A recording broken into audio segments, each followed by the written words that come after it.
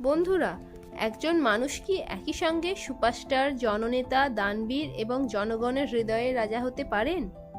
ভারতের ইতিহাসে এমন একজন মানুষ ছিলেন যিনি সিনেমার পর্দার নায়ক ছিলেন, আর বাস্তব জীবনেও কোটি মানুষের কাছে ত্রাতা হিসাবে পরিচিত হয়েছিলেন।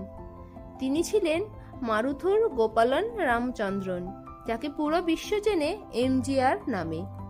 আজ আমরা জানব সেই কিংবদন্তির জীবন কাহিনী, যার মৃত্যুর খবরে হাজার হাজার মানুষ কান্নায় ভেঙে পড়েছিল, আর যিনি মৃত্যুর পরও ভারতের সর্বোচ্চ সম্মান ভারতরত্ন লাভ করেন। 1917 সালের 17 জানুয়ারি ব্রিটিশ সিলনের বর্তমান শ্রীলঙ্কার নাওয়ায়ালাপিতিয়ায় জন্ম নেন এমজিআর।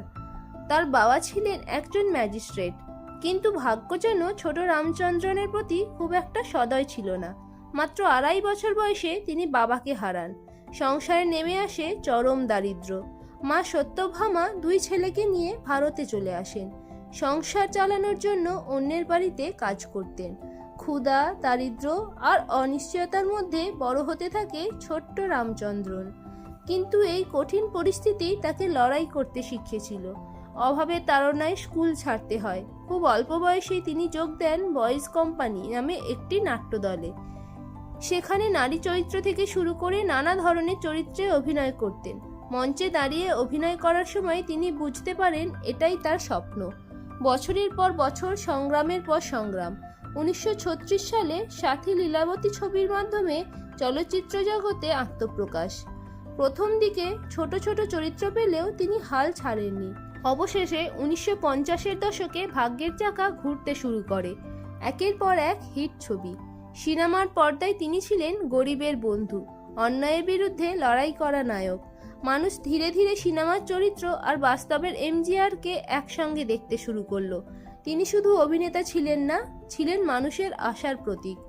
এঙ্গা ভেট্টু পিল্লাই, আদিমাই পেন, রিক্সাওকারন, উলাগাম শুক্রাম ভালিবান এবং অসংখ্য ব্লকবাস্টার ছবিতে অভিনয় করে তিনি তামিল সিনেমার কিংবদন্তি হয়ে ওঠেন। জনপ্রিয়তা এমন পর্যায়ে পৌঁছেছিল যে অনেক ভক্তই তার ছবিতে দুধ ঢেলে পূজা করতেন। সেই সময় দক্ষিণ ভারতের 3 মহাতারকার একজন ছিলেন এমজিআর। 1967 সালে ঘটে এক ভয়ঙ্কর ঘটনা।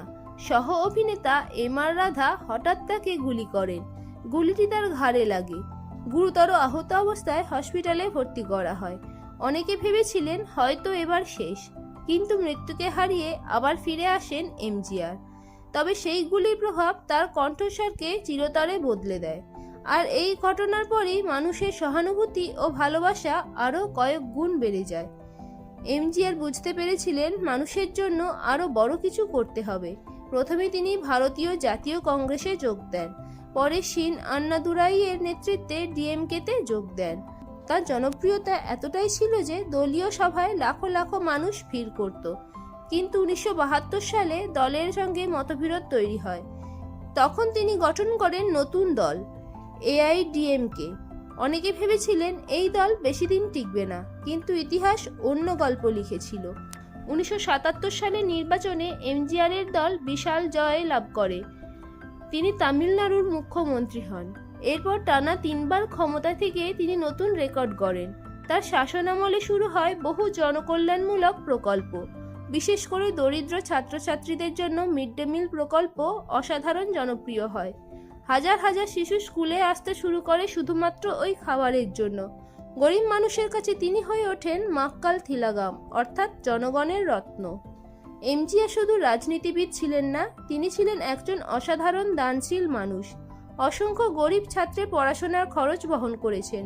অসহায় মানুষের চিকিৎসার জন্য গোপনে অর্থ সাহায্য করেছেন। অনেক সময় নিজের চলচ্চিত্রের আয়ের বড় অংশ দান করে দিতেন। কথিত আছে সাহায্য চাইতে কেউ তার দরজায় এসে খালি হাতে ফিরে যেত না। 1984 সালে তার শরীরে ধরা পড়ে এক গুরুতর অসুখ। ডায়াবেটিসের কারণে কিডনি বিকল হতে শুরু করে। চিকিৎসার জন্য তাকে আমেরিকায় নিয়ে যাওয়া হয়। সেখানে কিডনি প্রতিস্থাপনও করা হয়, কিন্তু ধীরে ধীরে তার শারীরিক অবস্থা আরও খারাপ হতে থাকে।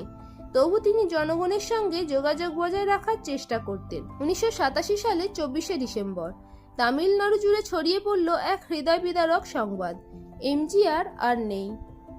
হৃদরোগে আক্রান্ত হয়ে তিনি শেষ নিঃশ্বাস ত্যাগ করেছেন। খবরটি শোনার পর লক্ষ লক্ষ মানুষ রাস্তায় নেমে আসে। শোকে পুরো তামিলনাড়ু স্তব্ধ হয়ে যায়। অনেক মানুষ কান্নায় ভেঙে পড়ে।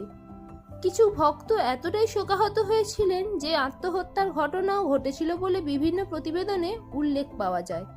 1988 সালে ভারত সরকার তাকে মরণোত্তর ভারতরত্ন সম্মানে ভূষিত করেন। চেন্নাইয়ে মেরিনা বিচে নির্মিত হয় তার স্মৃতিসৌধ। রেল স্টেশন, বিশ্ববিদ্যালয়, রাস্তা, বাস টার্মিনাস, অসংখ্য স্থানের নামকরণ করা হয় তার নামে। আজও তামিলনাড়ুর রাজনীতিতে এমজিআর এর নাম এক আবেগ। আজও কোটি মানুষ তাকে স্মরণ করে ভালোবাসার সঙ্গে। দরিদ্র এক শিশুর জীবন থেকে শুরু করে সিনেমার সুপারস্টার, তারপর জনগণের হৃদয়ের মুখ্যমন্ত্রী, এমজিআর এর জীবন যেন এক বাস্তব রূপকথা। তিনি প্রমাণ করে গেছেন মানুষের ভালোবাসাই একজন নেতার সবচেয়ে বড় শক্তি। আর তাই মৃত্যুর কয়েক দশক পরেও এমজিআর শুধু একটি নাম নয়, তিনি এক অনুভূতি, একটি ইতিহাস, একটি কিংবদন্তি। যদি এমজিআর এর এই অনুপ্রেরণামূলক জীবন কাহিনী আপনার ভালো লেগে থাকে তাহলে ভিডিওটি লাইক করুন, শেয়ার করুন এবং চ্যানেলটি সাবস্ক্রাইব করতে ভুলবেন না।